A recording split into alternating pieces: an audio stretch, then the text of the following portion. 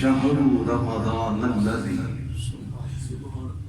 رمضان کا مہینہ وہ ہے انزل فیہ القرآن، جس میں ہم نے قرآن نازل کیا۔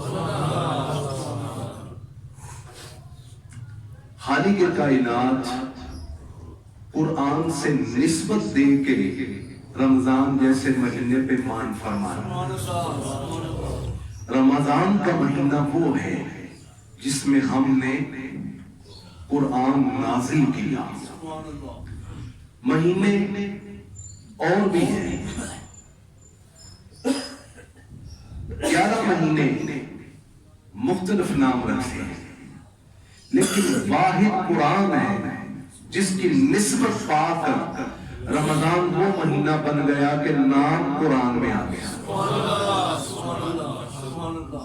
رمضان الذی انزل فیہ القرآن، وہ ہے جس میں ہم نے قرآن نازل کیا۔ کبھی گوشہ تنہائی میں بیٹھ کے سوچئے گا، قرآن کی نسبت میں، قرآن کی نسبت نے رمضان کو مہینوں میں دوسرے مہینوں جیسا نہ رہنے دیا۔ نسبت قرآن سے رمضان مہینوں کا سردار بن گیا۔ نسبت قرآن سے رمضان خالق کا مان بن گیا۔ نسبت قرآن دے کر اللہ نے رمضان کو مہینوں کا سردار بنا دیا۔ جب جس مہینے میں قرآن نازل ہو وہ مہینہ دوسرے مہینوں جیسا نہیں، تو جس کے سراپے پہ ذات پہ پورا قرآن اللہ نے نازل کیا وہ کسی جیسا کیسے ہو؟ بڑی توجہ ہے، ایک نسبت نہیں۔ دوسری نسبت جو ہے، جس رات میں قرآن آیا وہ رات لیلۃ القدر بن گئی، قدر والی رات۔ ایک رات نسبت قرآن سے اتنی لاجواب ہوئی کہ 1000 مہینے اس کی برابری نہیں کرتے۔ ایسا 1000 مہینے مسلسل سفر کرے اس ایک رات کی برابری نہیں کرتے، جس کے سراپے پر اللہ نے پورا قرآن اتارا۔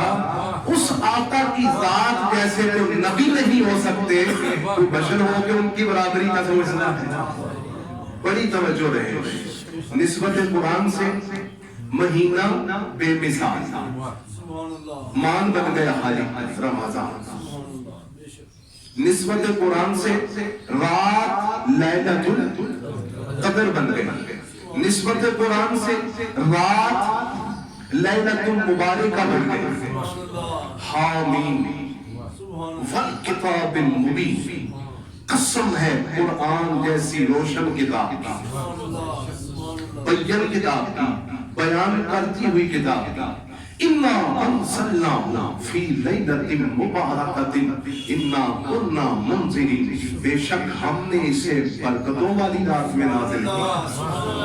یعنی جس رات میں آئے اسے لیلۃ القدر بنائے، اسے برکتوں والی رات بنائے۔ غور کرو، نسبت قرآن سے راتیں لاجواب بن رہی ہیں۔ جس نسبت کا میں ذکر کر رہا ہوں وہ ہے نسبت قرآن، لیکن ایک فرق ہے۔ رمضان جستجو قرآن کرے کیونکہ کلام الہی ہے، بڑی توجہ رہے۔ لیلۃ القدر جستجو قرآن کرے کیونکہ کلام الہی ہے۔ لیلۃ المبارکہ جستجو قرآن کرے کیونکہ اللہ کا کلام ہے۔ لیکن کبھی یہ بھی غور سے دیکھ کہ قرآن کس کی تلاش میں رہتا ہے؟ قرآن کس کی تلاش میں رہتا ہے؟ میرا آقا مکہ مکرمہ میں ہو قرآن وہاں آ رہا ہے، غار حرا میں ہو قرآن وہاں آ رہا ہے، حضور صحن حرم میں ہو قرآن وہاں آ رہا ہے، اپنے در دولت میں ہو قرآن وہاں آ رہا ہے، امہات المومنین کے حجروں میں ہو قرآن وہاں آ رہا ہے، اصحاب کی بزم میں ہو قرآن وہاں آ رہا ہے۔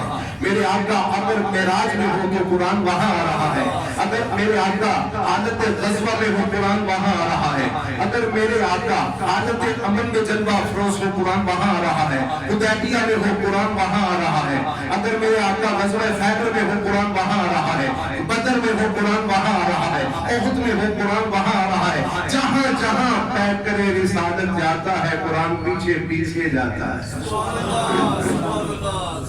یہ تھی تمہید، میں نے جو ذہنوں میں اتارنا تھا وہ نقش کر دیا۔ اب آ جاؤ ذرا مہینے کی عظمت پر، بڑی توجہ رہے۔ نسبت قرآن پاک ایسا مہینہ ایسا لاجواب ہوا، کسی مہینے کو یہ شرف حاصل نہیں کہ ہر 10 دن بعد اس کی کیفیت بدلے۔ واحد رمضان ہے، ہر 10 دنوں میں اپنا مزاج بدلتا ہے۔ اول الرحمہ، جس کا اول رحمت ہے، وَأَوْسَطُ الْمَغْفِرَةِ، جس کا درمیانی اشرا مغفرت ہے، وَآخِرُ نجات، اور جس کا آخری اشرا نجات ہے۔ یہ تو 10 دنوں کی بات تھی، اشروں کی بات تھی۔ آؤ میں ہر رات کی بات کرتا ہوں۔ پہلی رات جب رمضان کی جلوہ گر ہوتی ہے تو خالق کائنات فرشتوں کو حکم دیتا ہے اتنے ہزار گناہگار دوزخ سے بری کر دیا۔ فوراً حکم پہ عمل ہوتا ہے، گناہگاروں کو دوزخ سے رہائی مل جاتی ہے۔ پھر دوسری رات آتی ہے، حکم ہوتا ہے جتنے کل بخشے تھے تعداد دگنی کرو۔ پھر تیسری رات آتی ہے، حکم ہوتا ہے جتنے 2 راتوں میں بخشے تھے تعداد دگنی کرو۔ پھر چوتھی رات آتی ہے، حکم ہوتا ہے جتنے 3 راتوں میں بخشے تھے تعداد دگنی کرو۔ پھر 5ویں شب آتی ہے، جتنے پہلی 4 راتوں میں بخشے تھے تعداد دگنی کرو۔ جتنے ایک عشرے میں بخشے تھے 11ویں شب تعداد دگنی کر دو۔ جتنے دوسرے عشرے میں بخشے تھے تعداد 21ویں شب کو دگنی کر دو۔ اور جب رمضان کی آخری رات آتی ہے فرماتا ہے جتنے سارے مہینے میں بری کیے تعداد ملاؤ اور اس سے کئی گنا زیادہ آج بری کر دو۔ ہم تو مائل پر کرم ہے، کوئی سائل ہی نہیں، راہ دکھلائے کسی، کوئی راہ برو منزل ہی نہیں، یعنی کہ کوئی جستجوے منزل کے لیے آ ہی نہیں رہا۔ ہمارا دروازہ کبھی بند نہیں ہوا، ہم نے تمہارے لیے راتیں ایسی بنا دی۔ کس کا صدقہ؟ کبھی توجہ کیجئے گا، ہمارا اپنا کمال ہے نہیں، آئے آئے آئے، جس کے صدقے اس نے قرآن نازل کیا یہ سارا اسی کی خیرات ہے۔ یعنی یوں کہہ دوں کہ رخسار رسالت کے صدقے اتارتا رہا۔ کبھی رمضان جیسا مہینہ دے دیا، کبھی لیلۃ القدر جیسی رات دے دی، لیلۃ المبارکہ جیسی رات دے دی، کبھی خالق کائنات نے رمضان کے اشروں پر مزاج کو بدلتے ہوئے ہر کیفیت پہ امت کی بخشش کے انتظام کیے۔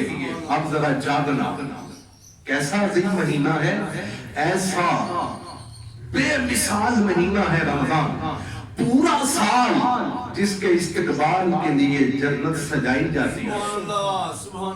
یا اللہ یہ سجاوٹ والا کام تیرے حکم سے بھی کیا جاتا ہے، ذرا جاگنا۔ رمضان ہے میرے آقا کے روح انور کی خیرات، اور جس کے روح انور کی خیرات میں آنا ہو اللہ جنت کو سجائے، اور جب اس کے محبوب نے آنا ہوگا اس نے کتنی سجاوٹوں کے اہتمام کیے ہوں گے۔ میں صرف مختصر کر رہا ہوں جملے، ذرا غور کرنا۔ رمضان پورا سال جنت سجائی جاتی ہے، اور جب پہلی شب آتی ہے رمضان کی اللہ پاک کے عرش کے نیچے سے ہوا چلتی ہے، وہ ہوا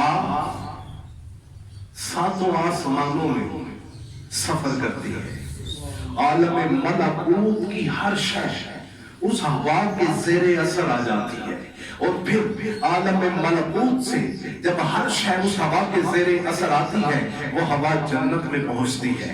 جب وہ ہوا جنت میں آتی ہے جنت کے غلمان، وہ خوبصورت نوجوان جنہیں اپنے محبوب کی امت کی خدمت پہ اللہ نے معمور کرنا ہے.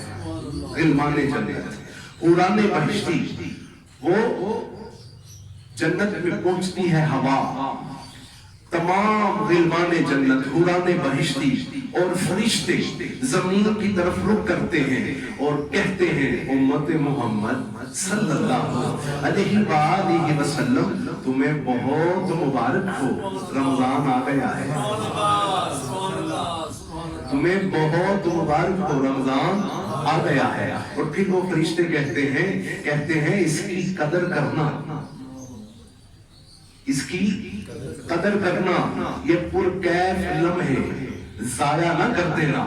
اور پھر بڑی توجہ رہے، وہ فرشتے کہتے ہیں کہ اللہ کریم نے اپنی رحمت تم پر نشاور کر دی، رمضان آ گیا تمہارے درمیان.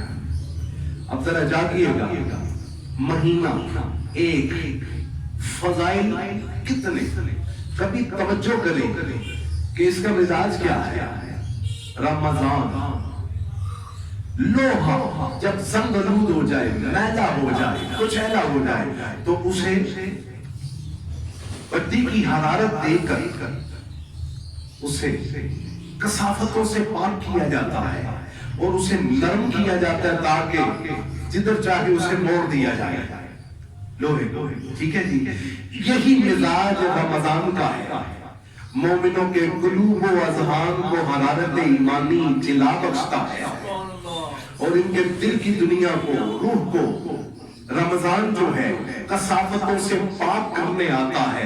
یہ اس مہینے کا مزاج ہے. اور پھر وہ مہینہ جس پہ خالق نے مان کیا ہو. اب ذرا غور کریں، خالق کائنات نے مان کیا ہو، اس کے محبوب نے مان نہ کیا ہو.